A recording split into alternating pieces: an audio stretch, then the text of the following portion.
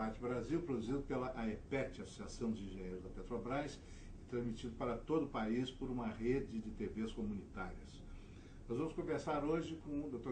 Guilherme Estrela, diretor de Exploração e Produção da Petrobras.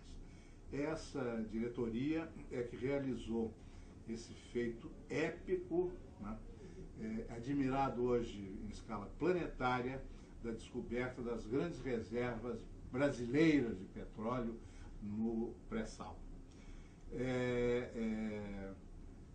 A Petrobras, antes do pré-sal, já tinha cometido outras façanhas, né? Como, por exemplo, descobrir aquele campo gigante de Majnun, no Iraque, que depois o governo iraquiano tomou de volta.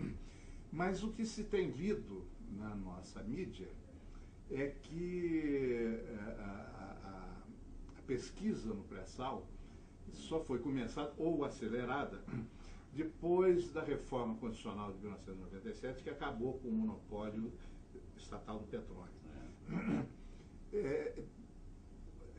Antes a Petrobras já não trabalhava no pré-sal? Vamos lá. Não tem nada a ver a história da exploração e da produção, das atividades da exploração e produção da Petrobras com a quebra do monopólio. Do ponto de vista da competência, da dedicação e do compromisso da Petrobras para com o Brasil. E quando eu falo da Petrobras, são das nossas equipes técnicas, né? Antes da quebra do monopólio, fomos para águas profundas, descobrimos os grandes campos de águas profundas, né? Antes da quebra do monopólio, fomos para a plataforma continental, descobrimos todos os campos da plataforma continental brasileira, né? Antes da quebra do monopólio, descobrimos inúmeras bacias sedimentares brasileiras, onde temos hoje produção de petróleo, como a bacia Potiguar, né? Intensificamos sempre as atividades exploratórias em terra e no mar. E depois da quebra do monopólio, a área de exploração e produção da companhia não se modificou. Repito, não modificou seu empenho, seu compromisso com o Brasil, com a Petrobras e com o Brasil. A descoberta do pré-sal faz parte dessa história, né? Com monopólio ou sem monopólio, nós somos uma empresa muito arrojada em termos de exploração, principalmente.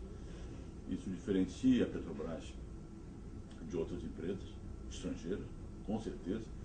A empresa é uma empresa muito... nós não temos a chamada aversão ao risco exploratório, né? Então a empresa tem esse passado, quer dizer, a descoberta do pré-sal pertence a essa cultura que nós temos, né? E a quebra do monopólio, ela veio apenas a realçar esse aspecto, onde nós, apesar do mercado brasileiro de exploração e produção estar aberto, mas os investimentos das empresas estrangeiras, e os investimentos foram pífios, completamente pífios em relação aos investimentos que a Petrobras continua a fazer no Brasil. Não só os investimentos muito pequenos, né, mas também no pouco arrojo que essas empresas mostraram numa atividade tão arriscada como é a atividade de exploração de petróleo. A quebra do monopólio, ela, como eu disse, ela veio realçar esse comportamento da Petrobras e também um comportamento que já se conhecia das empresas estrangeiras, das empresas multinacionais de petróleo, né, que não correm risco, querem investir com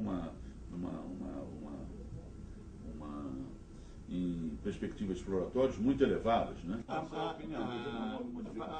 uma outra data mais remota, né, que é a da crise do petróleo de 1973. O petróleo estava $3, mais ou menos em torno disso, subiu para 13 e depois para 30. Né? Me parece que foi nesse momento que a Petrobras intensificou a sua atividade oceânica, até porque com os novos preços havia viabilidade. Já nessa época, bom, aí houve logo nos anos 70 a descoberta da bacia de Campos, mas já se pensava no pré-sal? Bom, é interessante essa pergunta, porque para a existência de uma acumulação de petróleo é necessário que se tenha numa bacia sedimentar a deposição de rochas geradoras de petróleo. Naturalmente, em bacias sedimentares, existem muitas em todo o mundo, em que não ocorrem rochas geradoras de petróleo, o petróleo não existe. Depois, é necessário que se tenha condições geológicas, da evolução geológica dessa bacia sedimentar, para que essas rochas geradoras se transformem, que o petróleo, melhor dizendo, que a matéria orgânica originária do petróleo, contida nessas rochas geradoras, se transforme em petróleo, migre e se depositem nos reservatórios, onde, afinal, elas podem ser exploradas do ponto de vista comercial, né? Existem bacias sedimentares que não têm essas características. Muito bem. Com o grande investimento que a Petrobras sempre fez na capacitação dos nossos técnicos e profissionais, nós somente pudemos definir com um pouco maior de precisão, se é que em geologia, interpretação geológica, a gente possa falar em precisão, mas de certa forma com bastante rigor científico. Isso que a gente chama de sistema petrolífero, definir as rochas geradoras, definir os meios, as vias de migração do petróleo depois de gerado até formar as acumulações, né? Isso só veio acontecer na década de 80, né? Então, só na década de 80 que nós viemos a conhecer que o nosso petróleo, a grande maioria do nosso petróleo, é gerado em rochas pré-salinas, abaixo da seção de sal. É o pré-sal. Essa terminologia pré-sal, ela está sendo aplicada por todo mundo, inclusive por nós, a um determinado tipo de reservatório que recebeu esse óleo que veio de baixo, e como o sal é uma camada absolutamente impermeável, ele se acumulou nessas rochas porosas de um tipo muito especial que existe embaixo do sal, imediatamente embaixo do sal. Se a gente for olhar de cima para baixo, o pré-sal seria um pós-sal, porque ele fica debaixo do sal. Isso, Mas na geologia parece que a contagem é de dentro para fora. O Luiz Fernando Veríssimo fez um comentário. Pois é, por isso é que eu estou lhe fazendo essa observação. Muito curioso, né, e prosaico, que é isso mesmo, mas nós, geólogos, analisamos de baixo para cima, porque é a sucessão, né, cronológica do empilhamento das rochas numa bacia sedimentar. Então, o que está em cima é mais novo do que está embaixo, logo o que está embaixo é pré, né? Muito bem, mas complementando a pergunta, quer dizer, a atividade exploratória, ela sempre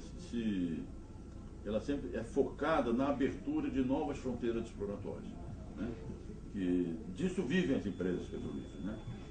Então, é buscar sempre o novo, é sempre buscar, enfim, situações não anteriormente vislumbradas em termos de prospectividade exploratória. Então, isso as equipes de exploração trabalham nisso permanentemente, sempre, ininterruptamente, não, né? E então fizemos as primeiras descobertas, bom, descobrimos em terra, fomos para o mar, fizemos as primeiras descobertas no mar, depois fomos para a bacia de Campos, descobrimos Campos, quer dizer, sempre aquele ímpeto de abrir novas fronteiras, a abertura de novas fronteiras faz parte da essência do geólogo de petróleo, né?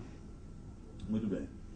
E estávamos num momento em que a bacia de Campos já tinha praticamente esgotado a sua prospectividade em termos de grandes acumulações, os grandes campos de Marlim, Albacora, Roncador, Albacora Leste, Barracuda, que já tinham sido descobertos, de modo que urgia a abertura de novas fronteiras.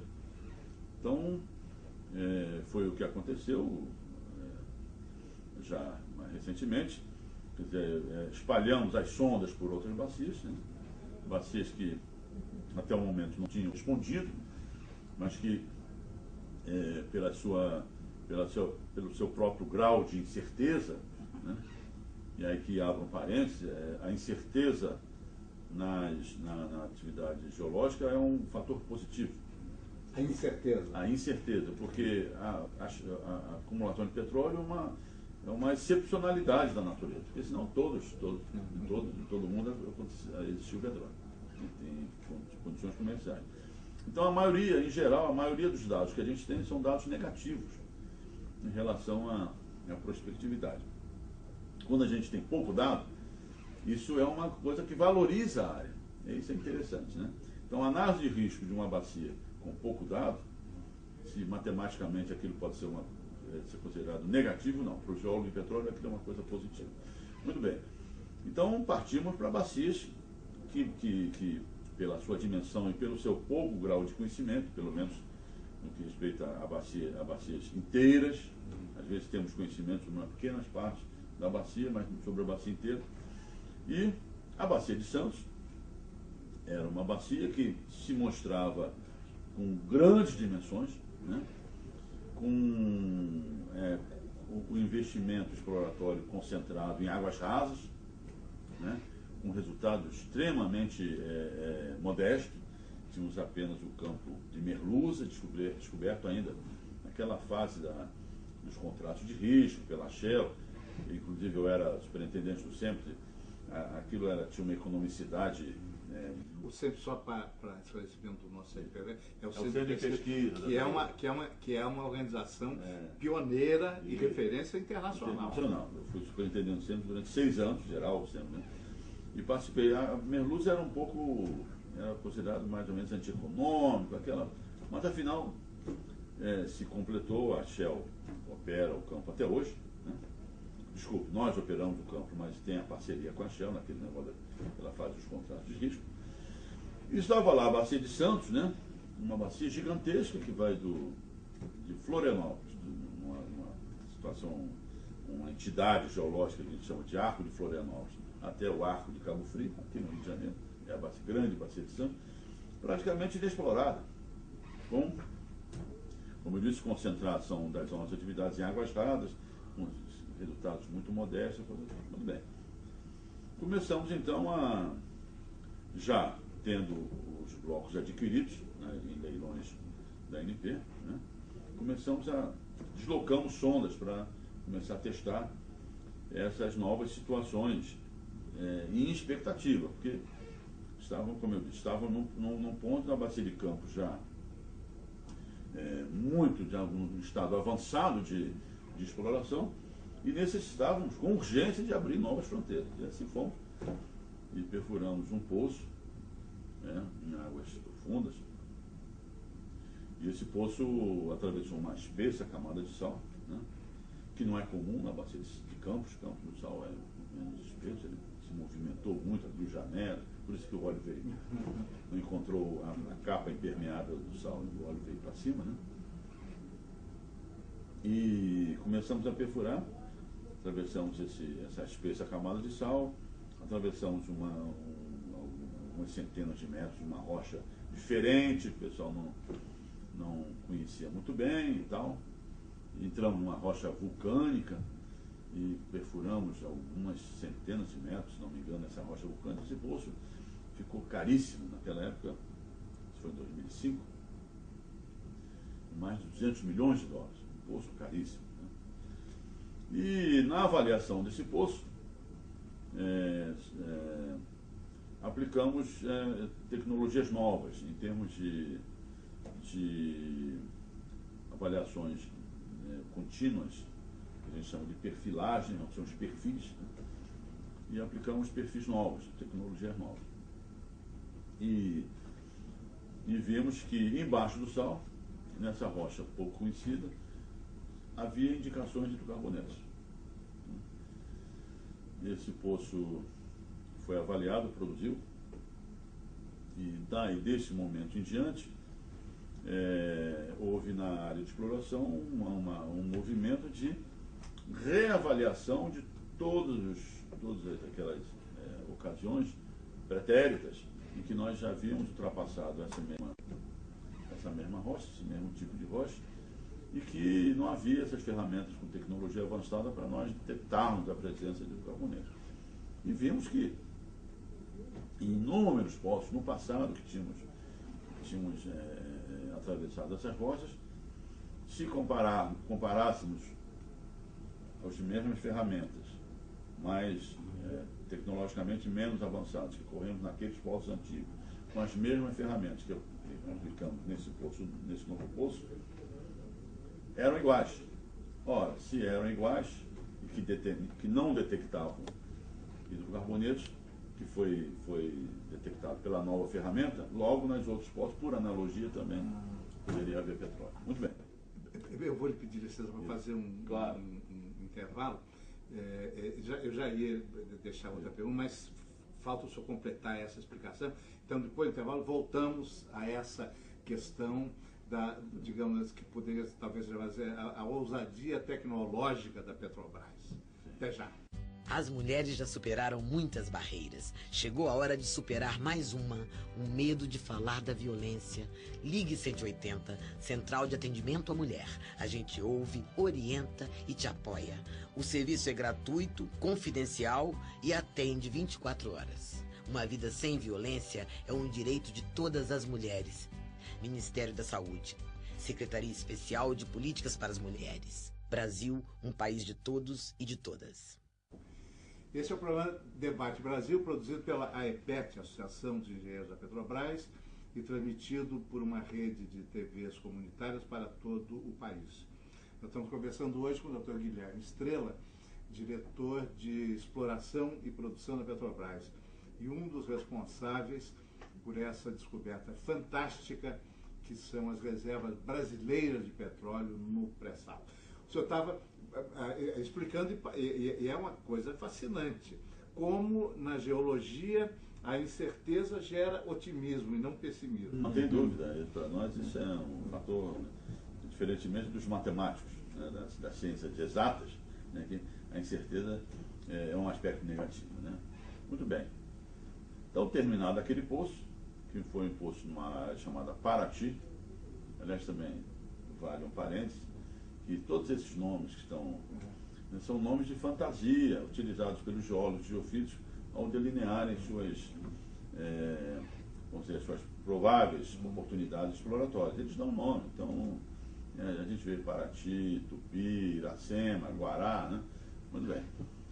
Tiramos a sonda dessa área chamada Paraty e escolhemos a melhor naquele momento, né? E a exploração, são tantas incertezas que o melhor e o pior depende do momento, que a gente analisa com novas técnicas, novo conhecimento, né? E trouxemos a sonda para uma situação que a gente considerava das melhores que nós tínhamos nos nossos blocos exploratórios, em que éramos os operadores, em que somos os operadores. E viemos para uma locação chamada primeiro de Júpiter e depois de Tupi. Né? E em Júpiter descobrimos gás, e na locação de Tupi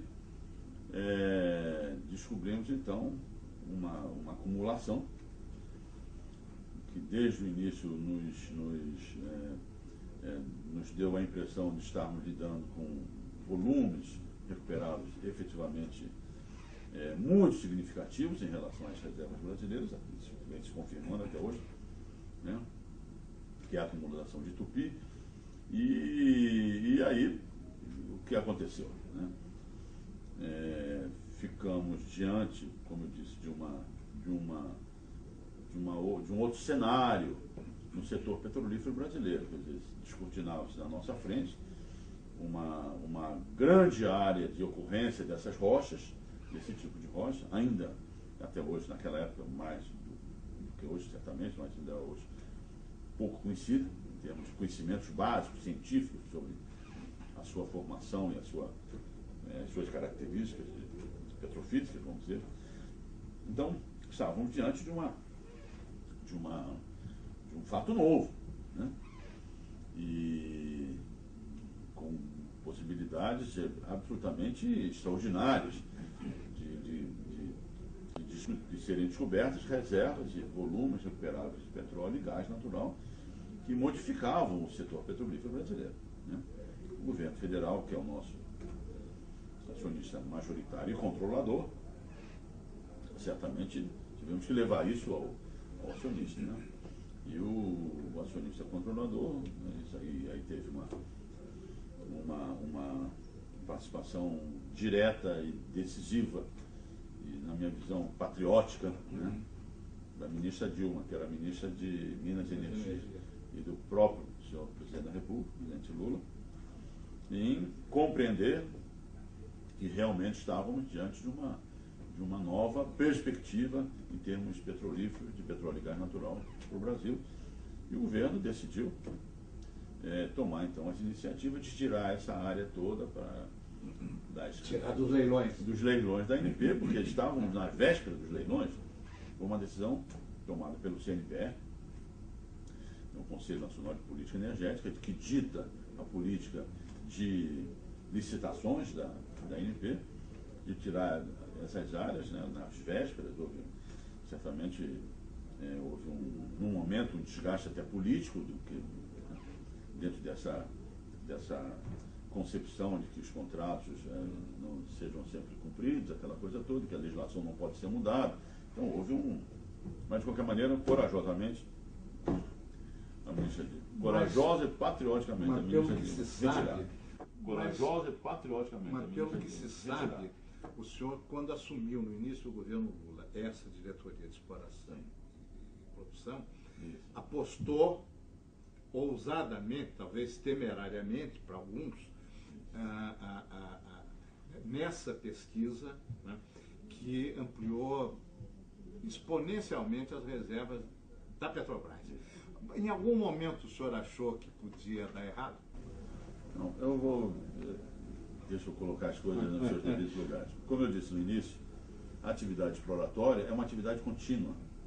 E nós trabalhamos na abertura de novas fronteiras. Essa que foi o grande motivo, que não é diferente de toda a história das áreas de exploração das empresas petrolíferas, de quando se esgota ou se está próximo ao esgotamento de uma fronteira exploratória, é necessário que se busque outra. Eu até digo, de uma maneira certamente exagerada, que para a área exploratória da Petrobras, o pré-sal já está descoberto, né? Quer dizer, a abertura dessa nova fronteira exploratória já foi conseguida. Nós estamos trabalhando em outras fronteiras. Que já vai ter o pré-sal 2, o pré-sal 3. Não é o pré-sal 2, mas de qualquer maneira, na abertura de novas fronteiras, né? Muito bem. Mas então, o que aconteceu foi isso, quer dizer, nós estávamos concentrados na Bacia de Campos, era necessária a abertura de novas fronteiras com o espalhamento de nossas sondas. E isso fomos também forçados, de certa forma, a fazer isso naquele primeiro semestre de 2013, porque vários blocos deveriam ser devolvidos à ANP. Não os blocos do pré-sal, não, mas vários outros blocos. Mexilhão, por exemplo, tinha que ser devolvido, o campo de Mexilhão. Isso tudo ia ser devolvido em agosto, né? A gente assumiu em fevereiro, em agosto. Tínhamos 6 meses aí para decidir uma parada que, senão a gente perdia essas oportunidades exploratórias. No Espírito Santo, na Bacia de Santos, principalmente. E a decisão foi aí, quer dizer, nós temos discutido isso muito, quer dizer, não existe o pai ou aquela mente absolutamente superior que tenha dado esse passo. Não, isso faz parte do processo exploratório e isso eu tenho que realçar, da competência das nossas equipes, né? A Petrobras tem a nossa história de investimento nas pessoas, de treinamento, capacitação. Então isso tudo, né? Uma outra questão.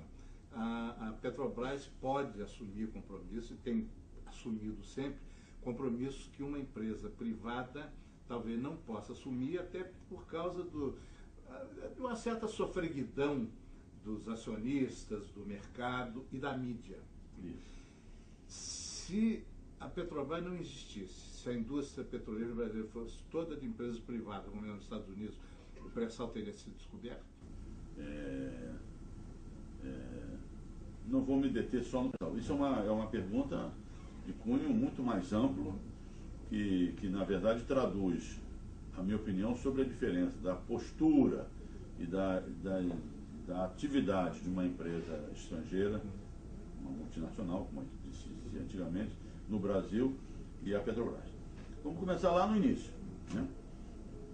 A Petrobras foi fundada, aliás, diferentemente das outras empresas estatais brasileiras, na maioria delas, que foi produto da nacionalização, da estatização de empresas estrangeiras que já tinham atividades no Brasil. Né? No caso da Eletrobras, por exemplo. A Eletrobras, a Telebrás, aquela, né? E essas empresas estatais carregavam consigo a cultura das suas origens alienígenas, vamos dizer assim, externas, né? E isso é uma coisa importante, né? A Petrobras não. A Petrobras, quando a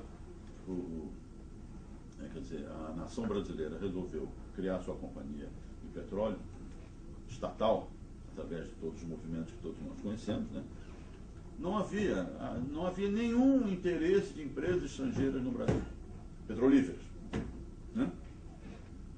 Já por aí nós vemos que o interesse de empresas, de investimentos estrangeiros no setor petróleo brasileiro era praticamente nulo, né? Não sei se eles consideravam o Brasil como uma reserva estratégica, mas de qualquer maneira, a Petrobras, naturalmente houve uma grande disputa interna, porque, claro, sempre existiram aqueles que consideram que o Estado tem que ser um Estado mínimo, que tem que deixar o mercado resolver tudo, essa coisa toda. Eles sempre se manifestam, inclusive pela grande imprensa, claro, né? No seu poder financeiro e tudo mais. Foi muita gente contra a criação da Petrobras. Mas a Petrobras nasceu aí justamente num vácuo, num vazio do interesse estrangeiro no setor petrolífero brasileiro, e é uma companhia, como eu disse, diferentemente das outras estatais, genuinamente brasileira. Então, pode parecer uma coisa assim, absolutamente inconsistente do ponto de vista material, mas esse momento de formação em que considerava a companhia, a Petrobras, como uma empresa com a missão de quebrar um tabu, de vencer um desafio, isso até hoje, isso formou a cultura da companhia. É uma coisa que eu que trabalho na Petrobras já vão lá algumas décadas, né? Isso é uma coisa que está dentro do empregado da Petrobras, certamente. Quer dizer, então, nós fomos formados, a empresa foi formada, foi constituída para a produção de petróleo no Brasil em quantidade suficiente para nós termos um país autossuficiente de petróleo, né? Então, o que você chamou de ousadia, essa que eu chamo de agressividade no que respeita a investimentos em exploração e tudo mais, faz parte da nossa própria essência. Mas a Lei 2004, que criou a Petrobras em 1953, já determinava que ela não era uma empresa destinada a produzir dividendos para o acionista controlador, que era a União Federal. Ela se destinava a garantir o atendimento das necessidades do desenvolvimento brasileiro em matéria de petróleo. Quando, tanto da crise do petróleo, que nós não tínhamos, não éramos autossuficientes, nós fomos obrigados, mas fomos induzidos a procurar petróleo nos países que nos forneciam petróleo, que estabeleceram em suas leis nacionais a categoria de clientes preferenciais de fornecimento àqueles que investissem em exploração e produção nos seus próprios territórios, dos países, né? E foi aí que surgiu a descoberta de Maginot. Mas continuando na mesma linha de raciocínio, quer dizer, então, essa disposição de vencer desafios e correr riscos exploratórios veio do nascimento da companhia. Isso está dentro, eu diria, do DNA da empresa em termos de não ser avessa ao risco de exploratório no Brasil. Muito bem. O tempo passou, né? E houve a iniciativa dos contratos de risco, né? Em que também várias áreas foram colocadas, as empresas estrangeiras não se interessaram, né? Teve uma passagem importantíssima, que Águas Profundas, eles queriam que a lei dos contratos de risco estabelecesse que eles ganhariam os blocos, mas tinha que ter uma cláusula de aguardo de tecnologia, né? Talvez por isso é que o presidente Geisel, ao anunciar os contratos de risco, chorou no pronunciamento que ele fez. Talvez tenha sido por isso, né? De qualquer maneira, a gente viu logo que a presença das empresas estrangeiras no Brasil era uma presença absolutamente imediatista e avessa aos investimentos. Tanto que quando passaram os contratos de risco e a empresa recuperou o monopólio total da exploração e produção, nós descobrimos águas profundas quando não havia tecnologia e investimos em desenvolvimento tecnológico. A Petrobras criou tecnologia para chegar lá. Isso mesmo. Quer dizer, aquela postura conservadora, né, das empresas estrangeiras que queriam deter os blocos, mas com a cláusula e aguardo de tecnologia para o futuro, não sei quando. A Petrobras descobriu o petróleo e investiu pesadamente em tecnologia. E aí, nós vemos uma grande diferença da Petrobras no Brasil com as empresas estrangeiras. Porque a atividade petrolífera, de exploração e produção, é uma atividade de longo prazo, né? Repetindo, há grandes incertezas e as incertezas são vencidas pelo investimento. E o investimento em atividade exploratória. É justamente o acúmulo de dados, o estudo desses dados contínuo e permanente que melhoram a capacitação das companhias em achar, no final das contas, ter sucesso nas suas atividades. E essas empresas, com a queda do monopólio, tinham os blocos, esses pequenos blocos, esses blocos que, enfim, foram licitados, e se mantiveram com essa postura conservadora, né? E a Petrobras não. A Petrobras continuou, como eu disse, continuou investindo. Então, essa visão de curto prazo e do lucro a curtíssimo prazo, uma visão absoluta. Isso pode ser aplicado, sei lá, em bancos, mas não na indústria petrolífera. A indústria petrolífera é de longo prazo, de médio e longo prazo. Voltando a um exemplo muito expressivo que o senhor citou, quer dizer, esse campo de Merluza estava sendo operado pela Shell em associação com a Petrobras. Se fosse só pela Shell, teria dado certo? Eu acho que teria, sabe? Eu acho que teria. Quer dizer, uma coisa, vamos separar, interessante. Uma coisa é o desenvolvimento da produção. Da produção, depois de descoberta. Outra coisa é o investimento numa atividade altamente arriscada como o investimento exploratório, na exploração. Porque depois de descobrir, nesses anos que eu estou como diretor de exploração e produção, várias empresas se aproximam da companhia, da Petrobras e tudo mais, mas eles querem participar dos campos que nós já descobrimos. Né? Dizem até, não, o Estrela não, quer dizer, não está muito aberto, essa coisa. Mas não, o esforço da descoberta, até eu posso contar um fato interessante, que chegou uma empresa e oferecendo enfim, oportunidades internacionais nas outras áreas da toda a indústria petrolífera, considerada interessante para a Petrobras, na sua expansão internacional. Tudo bem. Mas eles colocavam como condicionante a participação em nossos campos já descobertos. Mas, enfim, o interesse corporativo, a gente é levado a ver a coisa com uma visão maior, uma visão mais ampla, né? Então eu recebi o homem, o diretor de exploração e produção dessa companhia. Disse, olha, chamei o pessoal da área de exploração, está aqui o senhor, ele vai dar uma olhada, veja o que é que se pode fazer, se há alguma oportunidade aí. Isso foi muito engraçado. E 15 dias depois entrou o homem na minha sala. Eu digo, então, como é que foi? Ele disse, eu estou muito decepcionado. Não consegui absolutamente sucesso nenhum.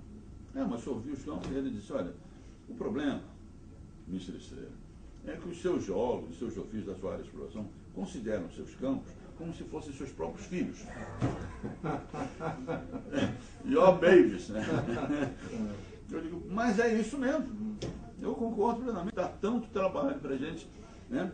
Para a gente estudar, para a gente investir. E o pessoal, aquilo são, é o produto do trabalho, da criação deles, da criatividade deles. Né? E o homem se decepcionou, disse, não tem, porque o pessoal, só querem dar áreas muito ruins para nós, mas, meu amigo, todas as empresas petrolíferas brigam para descobrir seus campos. Né? A briga encarniçada que a gente vê hoje no mundo, já que em 2030 vamos consumir mais de 100 milhões de barris por dia no mundo inteiro, e desses 100 milhões, 70 não estão descobertos, né? Só temos garantia de 30 para o consumo de 100. Para o consumo de 100, com os campos já descobertos hoje, os 70 serão supridos por campos não descobertos, é uma luta encarniçada por reserva, é isso mesmo. Né? Porque o campo de petróleo é uma excepcionalidade da natureza, como eu disse. Né? Então, quando a gente descobre, não tem jeito. Um filho. Né? É como se fosse um filho. O homem saiu decepcionado, porque, eventualmente, a cultura das empresas estrangeiras, o petróleo é uma coisa que você até compra campos e tudo mais, mas não é o caso da Petrobras. Não é. Quer dizer, essa história, e aí remonta lá em 1950, é nosso apego ao território brasileiro, são coisas intocáveis. Né? Bom, eu vou lhe pedir licença para um novo intervalo. Eu já pediria licença também para deixar uma pergunta que o senhor tem todo o direito de não querer responder. Terá sido por tudo isso que aquele famoso deputado Severino Cavalcante, né, que acabou afastado da presidência da Câmara dos Deputados, porque histórias lá com o dono da lanchonete na Câmara, será por tudo isso que ele queria tanto indicar um substituto seu naquela diretoria que fura poço e acha petróleo?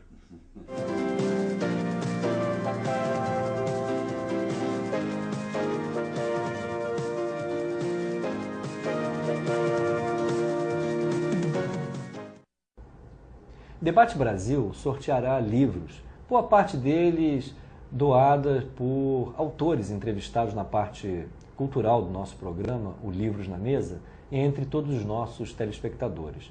Todos aqueles que tiverem interesse, por favor, acesse a página da AEPET, Associação de Engenheiros da Petrobras, na internet. O endereço é www.aepet.org.br. Lá você poderá se inscrever e, quem sabe, vir a ser brindado por esse sorteio, onde nós procuraremos difundir um pouco mais da nossa literatura.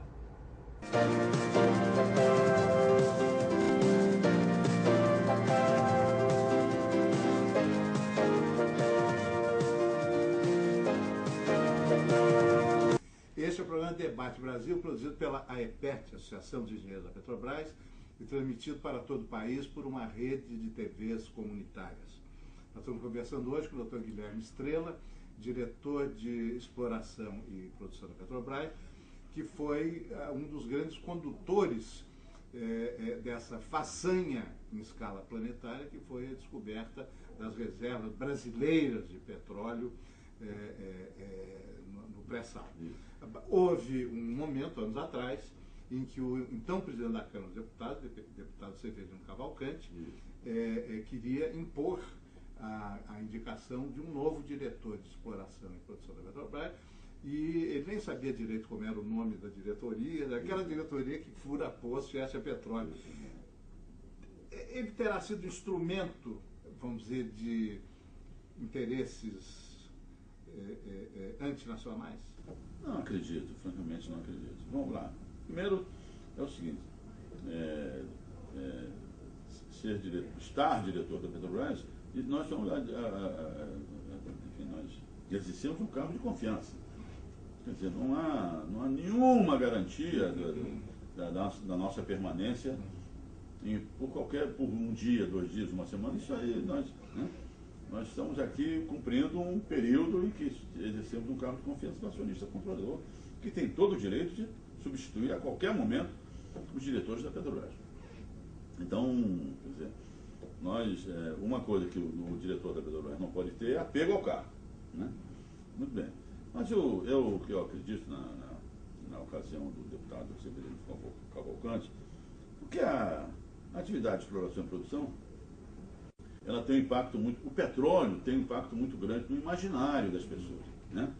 que não são familiarizadas com a nossa atividade. Né? Então, as pessoas, o petróleo está relacionado à riqueza, e é verdade, ao poder, né? Enfim, ao mando, né? Temos os filmes todos, e isso não é faltar com a verdade, porque existem hoje países soberanos ocupados por tropas estrangeiras, né? Para garantir o suprimento de outros países que são militarmente poderosos e rasgaram todas as normas de convivência internacional, né? Jogaram isso absolutamente no lixo e desembarcaram tropas estrangeiras, né? Em países que não são países produtores de suco de laranja, são países produtores de petróleo, é o Iraque, com grande natural, né? Muito bem. Então o petróleo tem esse agosto. E talvez no imaginário das pessoas não familiarizadas esteja presente uma atividade que é furar um poço de petróleo em qualquer lugar, alguma coisa, e achar uma grande riqueza, né? Isso cria uma certa imagem romântica do que seja a atividade de exploração, que é uma atividade extremamente estressante, porque largas somas de investimentos são despendidas, né? Como eu disse,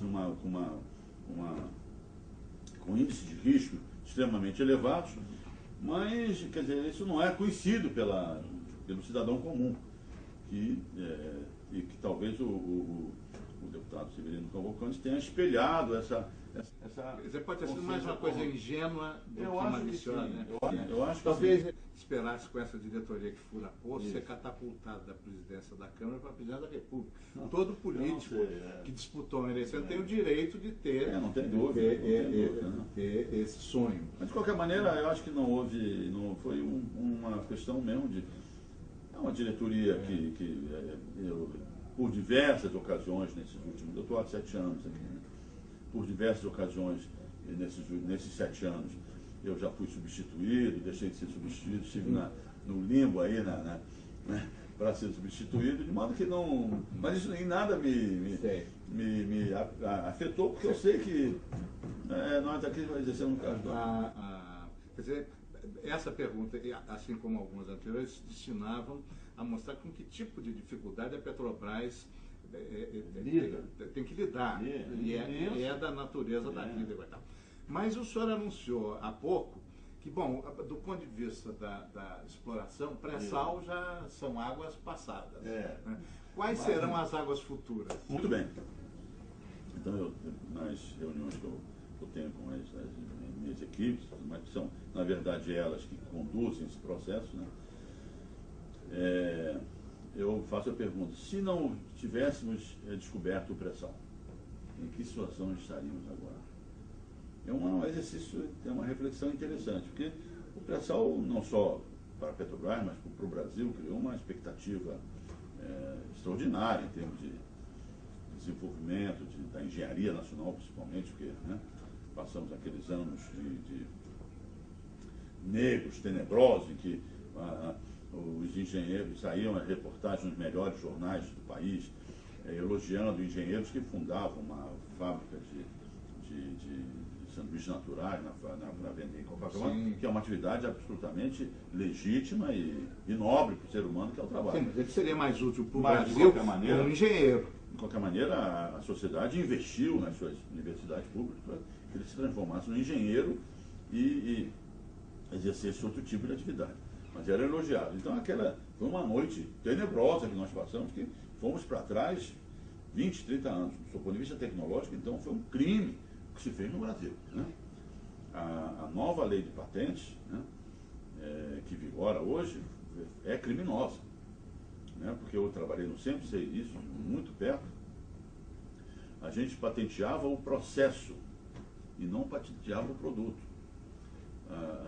Todos os tigres asiáticos, que a gente chama, né, eles, por isso que a gente, das conversas, né? Quer dizer, que o país tal copiou muito, né? Ele não copiou, ele fez o mesmo produto usando um processo diferente. E nós, o Centro tinha inúmeras patentes, né, que a gente patenteava, que a gente quebrava a patente no processo, porque nós só aceitávamos na patente o processo, na patente o processo e não o produto. E essa nova lei, ela patenteia o produto. ela quebra um dos principais fatores de desenvolvimento, causas do desenvolvimento tecnológico dos países, que é justamente se adaptarem às suas condições locais, em termos de matéria-prima, aplicado ao mesmo processo, modificando o processo, patenteando o processo para obter o mesmo produto. Quer dizer, essa lei prejudicou muito a Petrobras. Muitíssimo. Não só a Petrobras, como em outras empresas. A Petrobras sempre foi a que investiu mais em desenvolvimento tecnológico no Brasil, mas muitíssimo, porque o Indigo Blue, que essa é uma das primeiras patentes da Petrobras, que era das calças jeans, né, a cor azul, né? Isso, a gente fabricava a calça, mas tinha que importar o corante, né? E isso encarecia o produto brasileiro. Então, o sempre desenvolveu o Indigo Blue, quer dizer, é o mesmo produto por outro processo. Então, fabricamos no Brasil, né?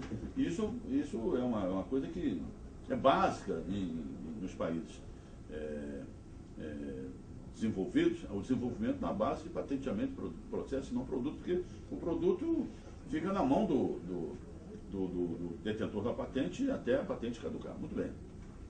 De qualquer forma, a empresa até hoje investe muito, né, em ciência e tecnologia, e essas novas descobertas no pré-sal, né, elas, para a parte de exploração, nós já estamos procurando outras fronteiras. E temos um grande desafio, que nós não produzimos petróleo entre o Amapá e o Ceará.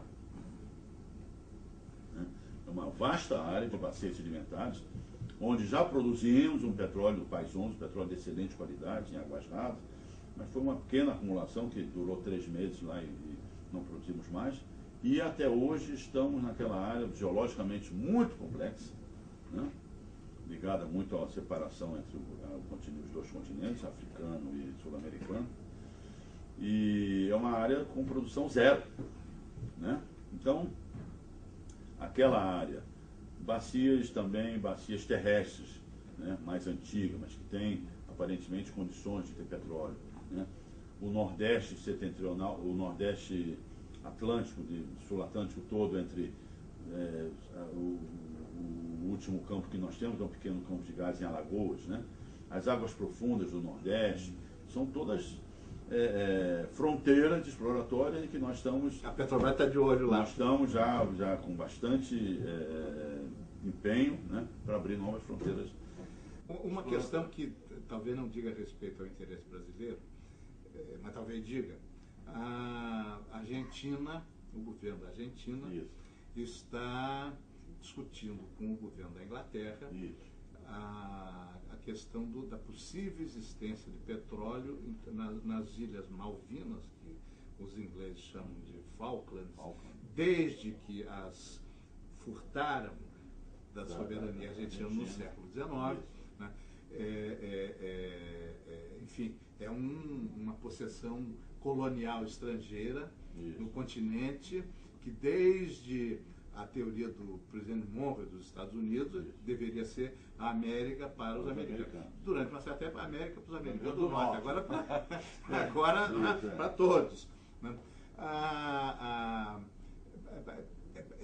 possível existência de petróleo nas Malvinas pode significar que haverá petróleo em áreas onde antes não se suspeitava disso? Pois é, essa sua pergunta encaixa como uma luva no que eu acabei de dizer. São fronteiras exploratórias. Isso para as empresas petrolíferas é uma riqueza, tem um valor extraordinário. São fronteiras exploratórias.